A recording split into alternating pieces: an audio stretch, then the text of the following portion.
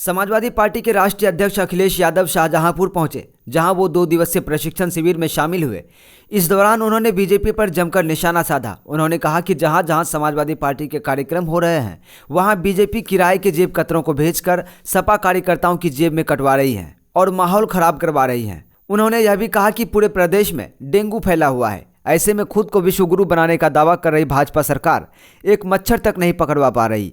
Samajwadi party का 2 दिवसीय प्रशिक्षण शिविर का कार्यक्रम का आयोजन पूर्व एमएलसी जयेश प्रसाद के आवास परिसर में बने मैदान में हुआ। समाजवादी पार्टी के राष्ट्रीय अध्यक्ष आज प्रशिक्षण शिविर में पहुंचे, जहां उन्होंने अपने कार्यकर्ताओं को 2024 में भारी जीत का मूल मंत्र दिया। इस दौरान उन्होंने भारतीय जनता पार्टी पर बेतुका सवाल उठाते हुए और संबोधित करते हुए मंच से कहा कि जहां जहां समाजवादी पार्टी के कार्यक्रम हो रहे हैं, वहां बीजेपी किराए के जेब कतरों को कार्यक्रम में भेजकर कार्यकर्ताओं की जेब कटवा रही है और माहौल खराब कर रही है। उन्होंने प्रदेश में डेंगू बीमारी को रोकने में प्रदेश सरकार को असफल बताया है। उन्होंने कहा कि वैसे तो बीजेपी की केंद्र में सरकार खुद को विश्वगुरु बनने का सपना देख रही है, लेकिन प्रदेश में वह डेंगू के एक मच्छर को नहीं पकड़वा पा रहे हैं। हालांकि कार्यक्रम में लगभग 800 कुर्सियां खाली दिखाई दी। खाली कुर्सियों को देखकर चर्चा है कि समाजवादी पार्टी के कई कार्यकर्ता पार्टी छोड़कर बीजेपी में शामिल हो गए हैं और कई कार्यक्रम में ही नहीं पहुंचे हैं। ऐसे में उनके प्रशिक्षण शिविर में कार्यकर्ताओं की भारी कमी नजर आई। इसके अलावा उनके पूरे कार्यक्रम में महज 6 महिला कार्यकर्ता ही नजर आई। शुभारंभ हुआ आज है और सभी लोग अब कांग्रेस का खुल के विरोध करते। तेलंगाना में भी अभी देखा गया था, तो वैसी ने भी सबने कहा कि बी पार्टी बता दिया है बीजेपी को। तो वो तो आप जानकारी कर ले कि बीजेपी को हराने के लिए सवाल बीजेपी का नहीं है, सवाल है कि संविधान कैसे बचेगा। सवाल है देश के बड़ी आबादी के साथ अन्याय हो रहा है, वो कैसे होगा कामयाब। कास्ट सेंसस है, आरक्षण का खिलवाड़ हो रही है। कास्ट सेंसस बड़ा मुद्दा है और ये मुद्दा विपक्ष का था, ये कांग्रेस का मुद्दा नहीं था। मुझे याद है वो दिन जब नेताजी शरद यादव जी, आदरणीय लालू प्रसाद यादव जी खड़े हो गए थे लोकसभा में और दक्षिण भारत के सभी नेता खड़े हो गए थे उनके साथ। उस समय कांग्रेस ने आश्वासन दिया था कि कास्ट सेंसस करेंगे, लेकिन क्या कास्ट सेंसस हुआ? क्या उसके आंकड़े बाहर आए? तो यहीं पर नजर आता है कि ढुलमुल तरीके से आप कामयाब नहीं हो सकते हैं। आने वाले समय में आपको कास्ट सेंसस कराना ही पड़ेगा। गाजियाबाद में आज मेट्रो का शुभारंभ हो रहा है। 2 दिवसीय दौरा आपका रहा शाहजहांपुर का। मेट्रो नहीं है, वो आरटीएस है बड़ी वाली। हाँ, आज सर शाहजहांपुर का 2 दिवसीय दौरा आपका रहा है। नहीं किया, ये बड़ी पुरानी योजना है। हाँ, ये सही बात है कि इनकी सरकार में काम हुआ है, लेकिन ये योजना बहुत पुरानी है। बहुत पुराने समय पे जो पूर्व में सरकारें नहीं है, उन्होंने भी समय समय पे सहयोग किया है। हाँ, ये शुरू हो रही अच्छी बात है, लेकिन जनता तो बुलेट ट्रेन ढूंढ रही है। वो बुलेट ट्रेन कब आएगी? क्या शाहजहांपुर होके गुजरेगी बुलेट ट्रेन? बुलेट ट्रेन कब आएगी शाहजहांपुर में? या दिल्ली या लखनऊ कब पहुंचेगी? या कल के लोकसभाओं में एक इसी तरह का कार्यक्रम संपन्न हो जाए जिसमें कार्यकर्ताओं को ये बता सके आने वाले समय में, भविष्य में उन्हें किन चुनौतियों का सामना करना पड़ेगा, किन साजिशों का मुकाबला करना पड़ेगा और जिस तरीके से भारतीय जनता पार्टी सरकारी मशीनरी का दुरुपयोग करती है, प्रोपेगेंडा का जबरदस्त बॉम्बार्डिंग करती है और झूठ को इतना फैलाती है कि जनता कई बार स्वीकार करने लगती है कि यही सच है। और नफरत की राजनीति, लगातार लोगों को बांटने की राजनीति, समाज में दूरियां कैसे बने उसकी राजनीति लगातार भारतीय जनता पार्टी कर रही है। उससे समझाने के लिए ये शिविर लगातार समाजवादी पार्टी चलाती रहेगी। शाहजहांपुर में मैं आया हूँ, यहाँ पर कई मंत्री हैं, डबल इंजन की सरकार है, पूरा शाहजहांपुर खुदा पड़ा है। कूड़ा हर मोहल्ले में, हर गली में दिखाई दे रहा है। जानवर सड़कों पर घूम रहे हैं, ट्रैफिक इंतजाम है ही नहीं। कोई अगर अपने घर जाना चाहे, अस्पताल जाना चाहे, स्कूल जाना चाहे, तो ऐसी दुर्दशा है कि वो पहुंच ही नहीं सकता है। और तब जब यहाँ के मंत्री पिछले कई वर्षों से हैं और जो सुविधाएं शहरी मिलनी चाहिए गरीब को, वो भी सुविधाएं नहीं दे पा रहे हैं। न पानी पीने का अच्छा इंतजाम है, न कूड़े को फेंकने का इंतजाम है। अच्छा, जानवर को लेकर के इतना पैसा सरकार खर्च करी, हजारों करोड़, उसके बाद भी सड़कों पर सांड घूम रहे हैं, लोगों को हर दिन टक्कर मार रहे हैं। पूरे शाहजहांपुर में कहीं भी धान की खरीद नहीं हुई। किसान का धान तैयार है, लेकिन ये सरकार ने जो तय की एमएसपी, अगर एक भी किसान का एक बोरा भी धान इस सरकार ने खरीदा हो तो बताए हमें। पूरे के पूरे शाहजहांपुर का धान में लूट हो रही है, सरकार का कोई इंतजाम नहीं है, न गन्ने की कीमत बढ़ी, बिजली महंगी है। एक बहुत पुराना पुल गंगा पर और रामगंगा पर नेताजी ने कभी बनाया था, एक हिस्से को दूसरे हिस्से को जोड़ने के लिए आराम से लोग पहुंच जाते थे। जब से पिलर डैमेज हुआ है आज तक इस सरकार ने सुध नहीं ली, अभी भी वैसा ही शाहजहांपुर दिखाई दे रहा है। अभी भी पहुंचने के लिए 150 किलोमीटर दूर जाना पड़ रहा है। ये पहला मेडिकल कॉलेज था जिसमें केंद्र और स्टेट गवर्नमेंट को मिलकर बनाना था। पहला शिलान्यास यहाँ पर उस समय रहे केंद्र के मंत्री नड्डा जी और मैं खुद आकर के इसका किया था। न यहाँ पर पर्याप्त एडिशनल प्रोफेसर हैं, न असिस्टेंट प्रोफेसर पर्याप्त थे, न प्रोफेसर पर्याप्त थे, न टेक्निकल स्टाफ पर्याप्त है। जो मशीनें हैं वो चल नहीं रही, मशीनों को चलाने के लिए स्टाफ नहीं है और मरीजों को जो दवाई और इलाज मिलना चाहिए वो भी मेडिकल कॉलेज नहीं दे पा रहा है। जब पहले मेडिकल कॉलेज की ये हालत है तो सोचो उत्तर प्रदेश में तमाम मेडिकल कॉलेजों की क्या हालत होगी। पुलिस के दम पे ये सरकार चला रहे हैं, अन्याय कर रहे हैं, लूट रहे हैं लोग। इसलिए इस शिविरों में कार्यकर्ताओं को हम लोग जागरूक कर रहे हैं। सर विधायक रहा हो, वित्त विभाग पर पूरा कब्जा हो जिसका, और तरह तरह की बात सदन में स्वच्छ भारत पे लंबे लंबे भाषण देते हो, सबको झाड़ू पकड़ाया हो। आपके यहाँ भी झाड़ू किसी ने पकड़ा होगा, बताओ किसने पकड़ा था?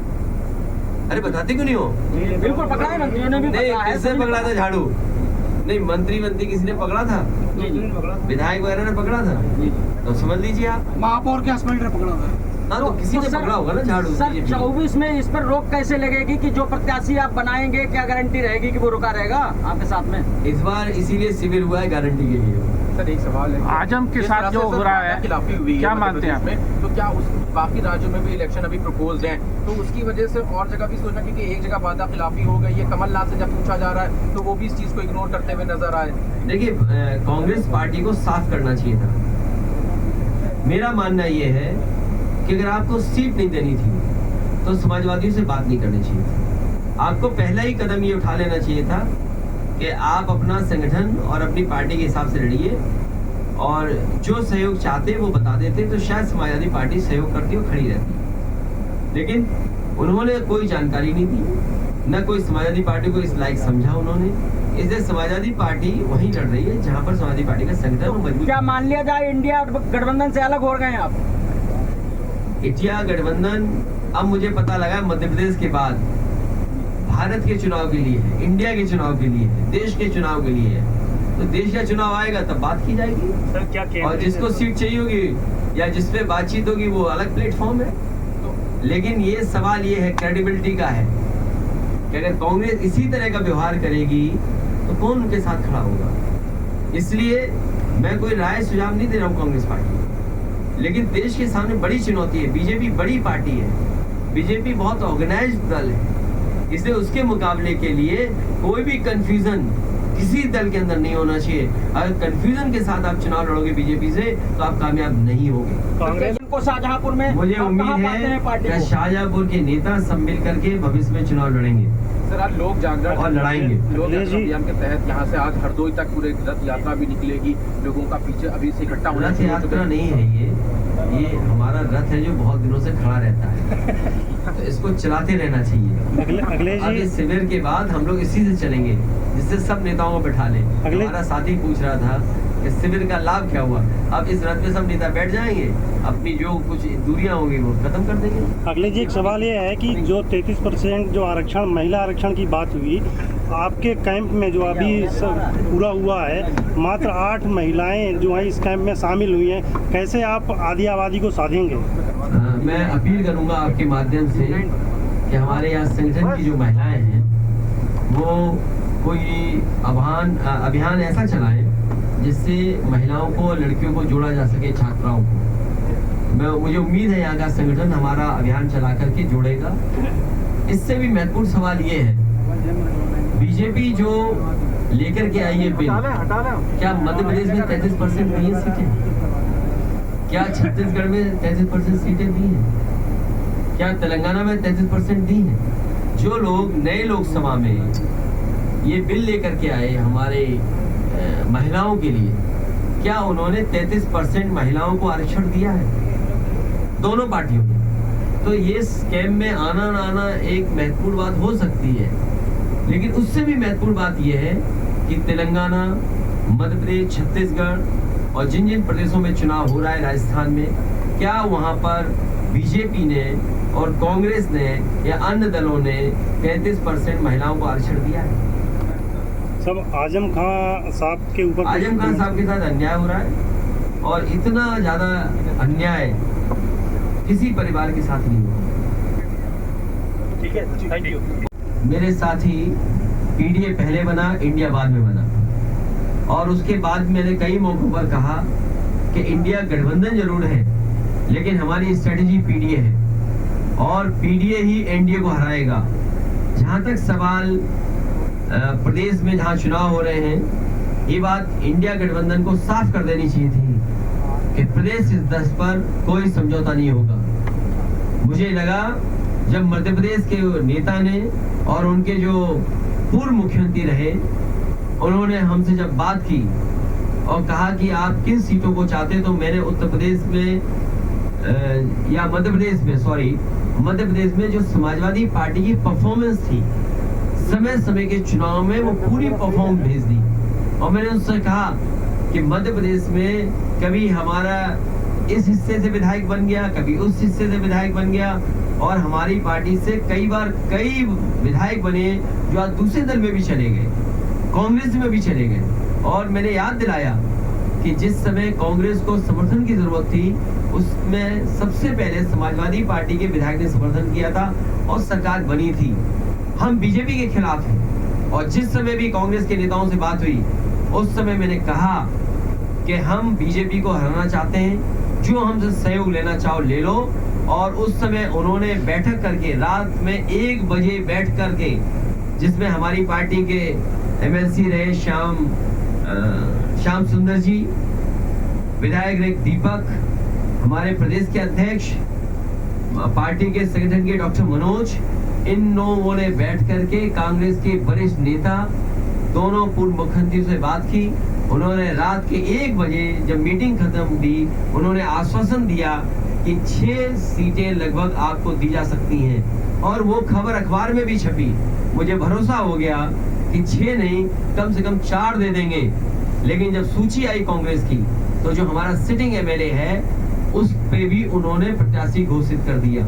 इसलिए मजबूरी में समाजवादियों को अपने जहां मजबूत क्षेत्र है, वहां पर कार्यकर्ताओं की भावना को समझते हुए हमें लड़ाना पड़ रहा है। मैं ये भरोसा दिलाता हूं कि समाजवादी